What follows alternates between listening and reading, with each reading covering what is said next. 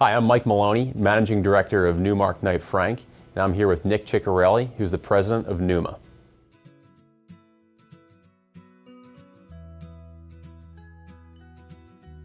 My name is Nick Ciccarelli. I'm the President of Neuma LLC. I'm an engineer by training and was bioengineering undergrad.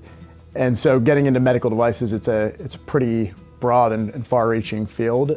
So I didn't know quite what I would be getting into out of college, but had an opportunity in the Philadelphia area to come back to close to where I grew up and start to work at a startup in the Conshohocken area for an interventional radiologist, of which I knew very little of, but that was a great first job for me because it gave me a lot of exposure to really all aspects of product development in the medical device field.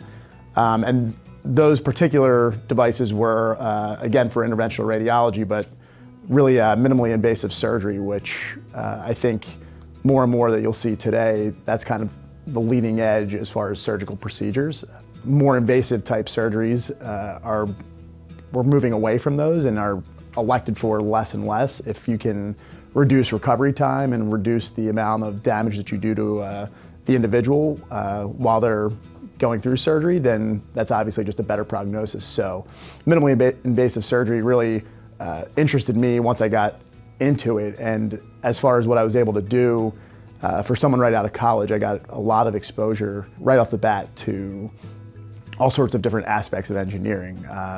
Not just product design, but testing, the regulatory side, and ultimately being able to see that product on the market, which was amazing because in a very short amount of time, I got to see what people may spend 5-10 years doing.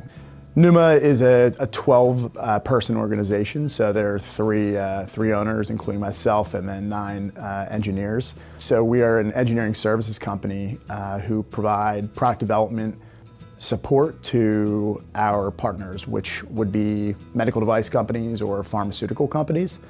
And we really try and implement, I would say, a far-sighted approach to how we perform product development. So it's not just that front end, let's create IP, let's generate designs or prototypes, but more so, how are we going to test this thing? How are we going to submit for regulatory clearance?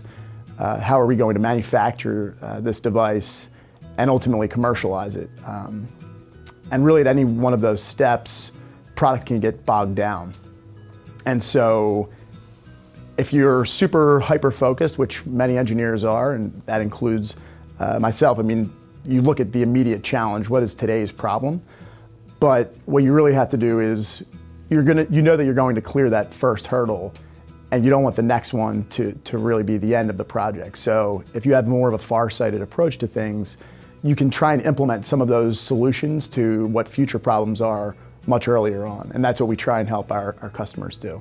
In pharmaceutical drug delivery, the world of combination products is probably one of the most complex and long-term type of projects in the medical device field. These are projects that kind of mix the drug or the pharmaceutical agent with an actual medical device. So the most basic would just be a syringe. But now with added complexity, Internet of Things, we're talking about devices now that can talk to apps or smartphones that can register data. So auto injectors and wearable injectors, and we've had the opportunity to work on these types of projects.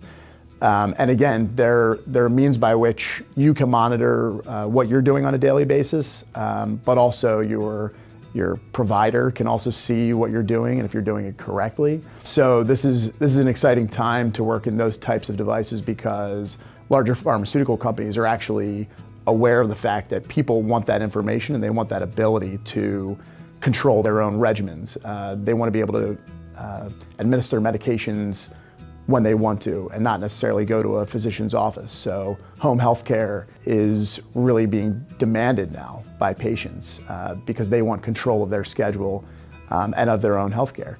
So these are the types of devices that are kind of pushing now into the forefront of people's minds. There's not too many of them out there right now, but as people become more aware of them, I think the market demand will grow stronger and greater. And it'll be a real opportunity for the patient to take control of their own healthcare.